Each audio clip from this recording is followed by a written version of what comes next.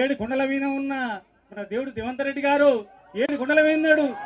ఏమి చేయకుంటువి మనందరికీ న్యాయం చేయగలుగుతాడు. మనకందరికీ ఏనాడు దీపంగా వెలిగినట్టు కంట బుక్కలుగా వెలిగినట్టు వెలుగుతాడు మన అన్నగారు. ఈ కొండ కింద తనున్నాడు, కొండ మీద అన్నున్నాడు. ఏడు కొండల విన్నాడు అన్న. అన్న అంటే దేవుడు. అన్న ఇక్కడ కింపేట జిల్లా జయశంకర ఊరు, జయశంకర ఊరు ఇది. ఒక్క రోజు మన ఊరుకో ఏం పనులు చేసిండు. ఒక సందులో కూడా సిస్ రోడ్ చేయలేదు. ఒక సందులో కూడా గుర్రకు కూడా ఊర్లు ఇస్తానన్నాడు. 32,000 దీడి కట్టినాం.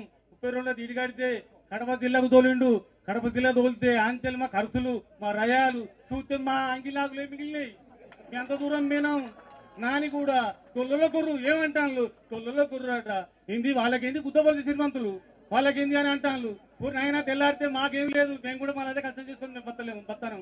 రోడ్డు మీద చెట్లు అంటాడు, దీని మీద చెట్లు అంటాడు. మళ్ళీ రోడ్డు పోతే మళ్ళీ చెట్ల కడిగి పోవాలి.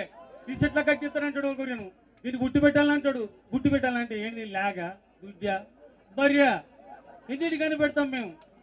మమ్మల్ని ఇంత చిన్న చూపు చూసుకుంటా ఈనాడు కనుక మన తల్లిదండ్రి తల్లి ఇచ్చింది సోనియమ్మ, మనకు తెలంగాణ ఇచ్చింది. తల్లిదండ్రి కోసిన వాడు వాడు తల్లి తండ్రి కోసినాడు వాడు. ఇప్పటికి కూడా వానికి గుండెలా అయ్యవ ఉట్టినోడైతే వానికి ఓటు వేయకూడదు. మన కాంగ్రెస్ పార్టీకి ఓటు వేసుకుని కలిసి చేయగలగదు.